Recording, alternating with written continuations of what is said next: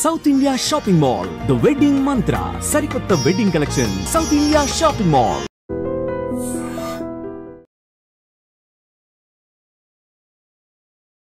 Welcome back to IT media. నమస్తే sir. నమస్తే. ఎలా ఉన్నారు సార్? కొందరు యువకులు పుట్టుకతోనే ముసలి వాళ్ళు అన్నట్టుగా అందరికీ రీసెంట్ టైమ్స్లో మోకాళ్ళ నొప్పులు, పెద్దవాళ్ళకి చిన్నవాళ్ళకి అందరికీ కూడా. ఇంతకుముందు కూడా మనం వీడియో చేసాము, మంచి రెస్పాన్స్ వచ్చింది. ఇంకేదైనా మెడికేషన్ కానీ లైఫ్ స్టైల్ చేంజెస్ కానీ మోకాళ్ళ నొప్పులు ఫేస్ చేసేవాళ్ళు మార్చుకుంటే మంచిది అంటారా? ఆహార పరంగా ముందు మార్పు జరగాలమ్మా. చిన్న వయసులో మోకాళ్ళ నొప్పులు రాకుండా ఉండాలి. పెద్ద వయసులో మోకాళ్ళ నొప్పులు వచ్చినప్పటికీ అది మరీ వేధించి పీడించి బాధించి ఇబ్బంది పెట్టకుండా ఉండాలంటే చిన్న వయసు నుంచే జాగ్రత్త పడడం చాలా చాలా మంచిదమ్మా. ఇప్పుడు మీరే చెప్పారు, చిన్న వయసు నుంచే మోకాళ్ళ నొప్పులు మొదలవుతున్నాయి. కాబట్టి ఏంటంటే చిన్న వయసు నుంచే కొన్ని జాగ్రత్తలు పాటించడం వల్ల చిన్న వయసులో మోకాళ్ళ నొప్పులు రావు, పెద్ద వయసులో వచ్చినప్పటికీ పెద్దగా ఇబ్బంది పెట్టవు. సో ఆహార పరంగా ఎలాంటిదమ్మా, కొంచెం ప్రోటీన్ ఫుడ్ ఎక్కువ తీసుకుంటున్నారమ్మా.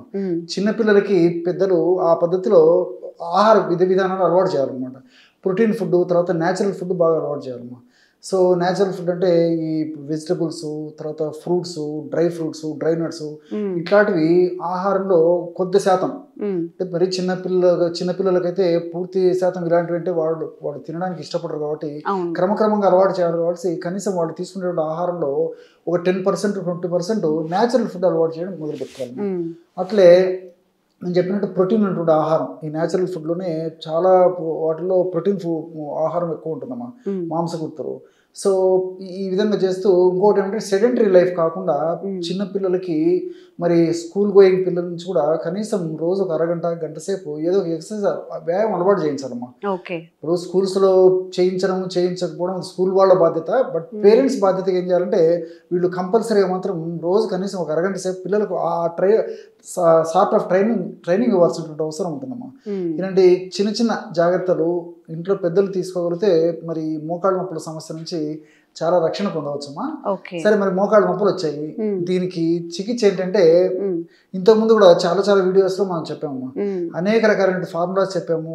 ఆ ఫార్ములాస్ ను చాలా మంది వాటిని సద్వినియోగం చేసుకుని ఫీడ్బ్యాక్ కూడా మనకి ఇవ్వడం జరిగింది. చాలా చాలా చక్కటి ఫార్ములాస్ సార్. మీ ఫార్ములాస్ అన్ని చాలా సింపుల్ గా ఉంటాయి, తయారు చేసుకోవడం ఈజీగా ఉంటుంది, ఎలాంటి సైడ్ ఎఫెక్ట్స్ ఉండవు, రిజల్ట్స్ కూడా చాలా ఫాస్ట్ వస్తాయని కూడా చెప్పడం జరిగిందమ్మా. సో ఈ రోజు కూడా ఈ వీడియోలో కూడా అలాంటి ఫార్ములానే చెప్తానమ్మా. సో కేవలం 3 పదార్థాలు. ఫస్ట్ పదార్థము కన్నతల్లిలా కాపాడేటువంటి కరక్కాయ చూర్ణం అమ్మా. అబ్బా, కన్నతల్లిలా కాపాడే కరక్కాయ చూర్ణం. కరక్కాయ చూర్ణానికి సమస్తమైనటువంటి వ్యాధులను తగ్గించేటువంటి గుణం ఉంది. అందులో భాగంగా మోకాళ్ళ నొప్పి కూడా చాలా సులువుగా తగ్గిపోతుంది, సూక్ష్మంలో మోక్షం. సో ఈ కరక్కాయ పెచ్చుల యొక్క చూర్ణము ఒక 100 గ్రాములు తీసుకోవాలి. మనకు మార్కెట్లో దొరుకుతుందమ్మా. లేకపోతే మనం సొంతం కూడా కరక్కాయలు తెచ్చుకొని దంచేసేసి ఆ యొక్క పెచ్చులు 2-3 రోజులు ఎండించేసేసి కాస్త వేయించేసి పౌడర్ తయారు చేసుకోవచ్చు. సో వామును వేయించి చేసినటువంటి చూర్ణం 100 గ్రాములు, శొంఠి చూర్ణం 50 గ్రాములు అమ్మా. కరక్కాయ పెచ్చుల యొక్క చూర్ణం 100 గ్రాములు, వామును వేయించి చేసినటువంటి చూర్ణం 100 గ్రాములు, శొంఠి చూర్ణం 50 గ్రాములు. కేవలం ఈ 3 పదార్థాలమ్మా. ఈ 3 పదార్థాలు బాగా కలపడం వల్ల బ్రహ్మాండమైనటువంటి చిన్న పిల్లల నుంచి పెద్దల వరకు ఉపయోగపడేటువంటి, అంటే అందరికీ ఉపయోగపడేటువంటి, ముఖ్యంగా షుగర్ వ్యాధిగ్రస్తులకు, బీపీ వ్యాధిగ్రస్తులకు, వెయిట్ ఎక్కువ ఉన్నటువంటి వాళ్ళకు అందరికీ ఉపయోగపడేటువంటి దివ్యమైనటువంటి ఔషధం మనకు తయారైనట్లే. అందరూ వాడుకోవచ్చు అమ్మా మోకాళ్ళ నొప్పుల సమస్యకి. ఇంకా రామబాణం. సో ఈ 3 పదార్థాలు ఈ విధంగా కలుపుకోవడం వల్ల మనకి దాదాపు ఒక 250 గ్రామ్స్ ఔషధం రెడీ అయిపోతుందమ్మా.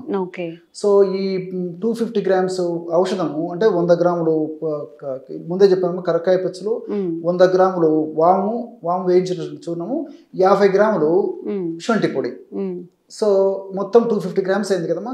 ఇది ఒక గాజు సీసాలో నిల్వ ఉంచుకొని రోజు ఉదయం ఆహారానికి ఒక 10-15 నిమిషాల ముందు, రాత్రి ఆహారానికి ఒక 10-15 నిమిషాల ముందమ్మా జస్ట్ ఒక 50 ml నీళ్లు తీసుకొని లేదా 100 ml వాటర్ తీసుకొని 1/2 టీ స్పూన్ ఆ పౌడర్ కలిపేసి తీసుకోవాలి. ఇంత కేవలం 2 టైమ్స్ అమ్మా, మార్నింగ్ నైట్ బిఫోర్ ఫుడ్.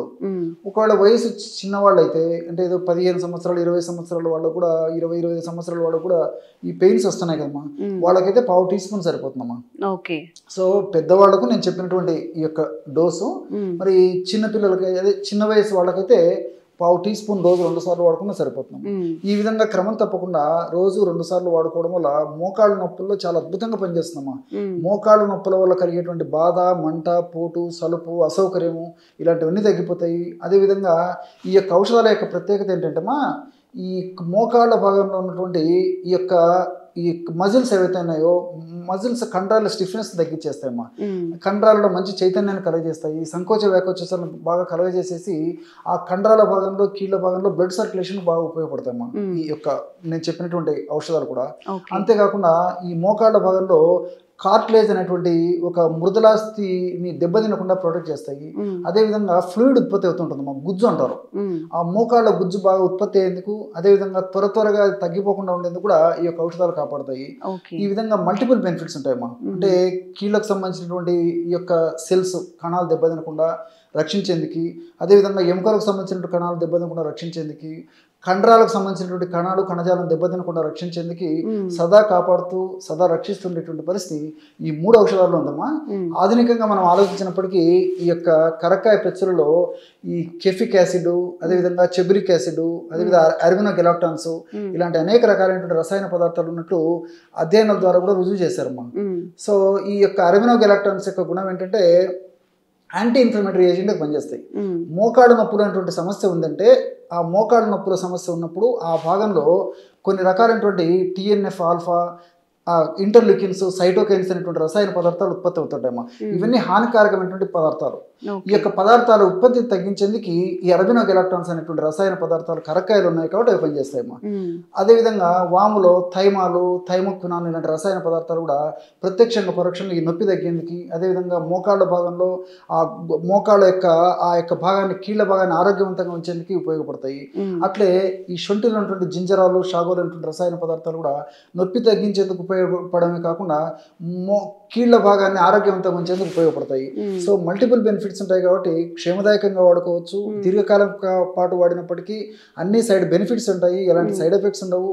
కాబట్టి మరి చిన్నపిల్లల నుంచి పెద్దల వరకు వాడుకోదగ్గ దివ్యమైనటువంటి ఈ యొక్క ఒంటింటి ఔషధం ఏదంటే దీని అగ్రస్థానంలో చెప్పుకోవచ్చు.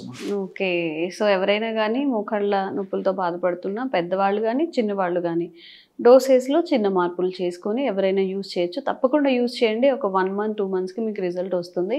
అండ్ ఇంకెలాంటి ఆరోగ్య సమస్యలు ఉన్న కామెంట్ చేయండి, తప్పకుండా వీడియో చేసే ప్రయత్నం చేస్తాం. Thank you sir. Sir, one life lesson what medicine has taught you. Whatever you can do without expecting.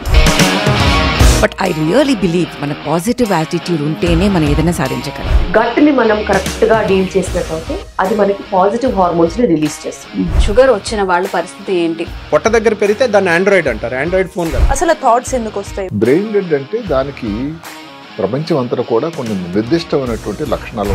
మానసికంగా ధైర్యంగా ఉంటే క్యాన్సర్ జయించవచ్చు. You are a doctor for a cause, sir. అంతే. వాళ్ళకి వచ్చిన ఆదాయం కాకుండా ఫ్రీ సర్వీస్ ఎంతమందికో చేస్తారు.